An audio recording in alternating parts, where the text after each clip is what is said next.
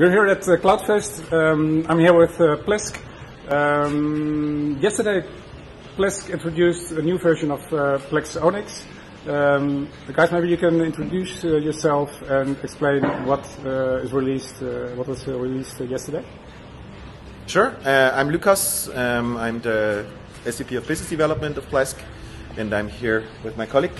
I'm Andre. I'm the program manager for Plesk. I'm responsible for third-party integrations and WordPress Toolkit. So when we talk about what we launched yesterday, it's our new Plesk Onyx release, 17.8 in terms of version. I think it's our, I would say, next step in becoming a self-driving server.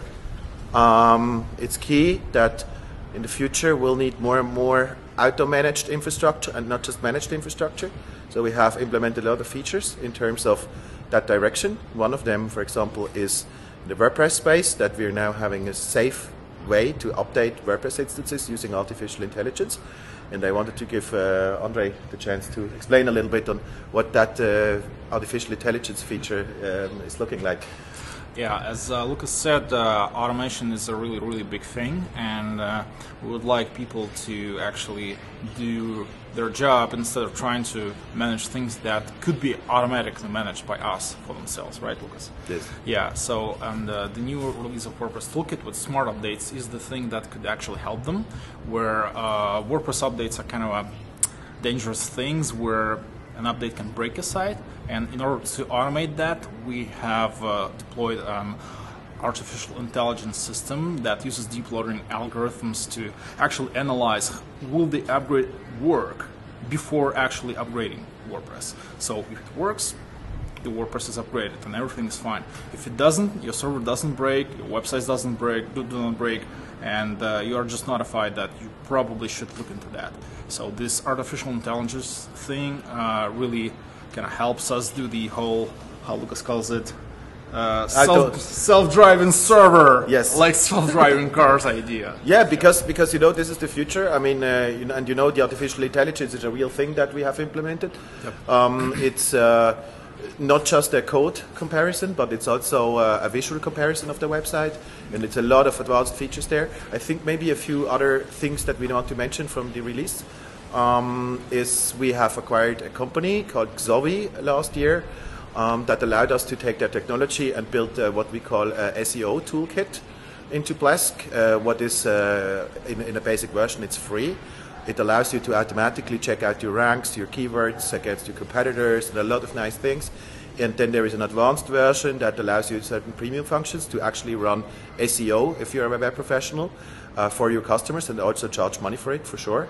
I think other parts that we also launched this year is a new extensions catalog. There is a lot of new actually Plesk extensions that we launched. So one of them is what we call the Speed Kit. So it's key to mention that we are now focusing more and more on actually website performance. The problem is a slow website will make you losing customers if your website is slow and not loading fast enough. So we have on one side the Speed Kit that we have launched, what is basically a one-click varnish as a service, what is very difficult to implement traditionally, and using the Fastly CDN behind it. We have worked very close together with a company called Backend from Germany to do that. So we have basically one-click speed optimization and global availability using Varnish as a service behind. We have now caching in one click. I think that's also very key, what only the innovators have in the industry today. That and we can configure the caching if you want. Configure the caching. So it's like it one works click, out of the also box. configurable. Yeah, yes. But you can configure it if you're a pro. Yeah. But it's like Plesk. Is it you started back in 1999, I think? Yes, around that time. How is it different from years ago? Well, I think, you know, for many years we have mostly worked with hosting providers to have Plesk as a tool on servers or used for shared hosting.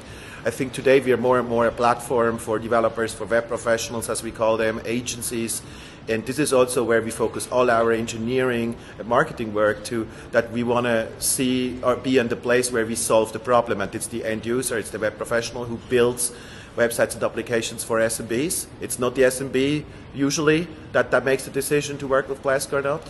I think also is that Plesk has now a much broader type of supported services than we had in the past. It allows you to basically play Lego box so that you only use the components that you need for your specific business. If you only want to do JavaScript development, you only use these components. If you want to have a specific type of server offering with certain premium security that you want to offer or use, you're free to do so, but you don't have to. So it's pretty much a Lego box that allows to do much more focused and targeted solutions in terms of audience-based products that you launch. So it's not the question, is it a control panel or not? It's actually what kind of problem do you solve and what kind of solution you have to offer. So I think that's a very different thing. And I think the other thing with Plesk today that is very different is the hosting market has kind of moved on. Today it's all about hyperscale cloud. It's about Amazon, Google, Microsoft, Alibaba, DigitalOcean. This is where we spend a lot of time and a lot of investment.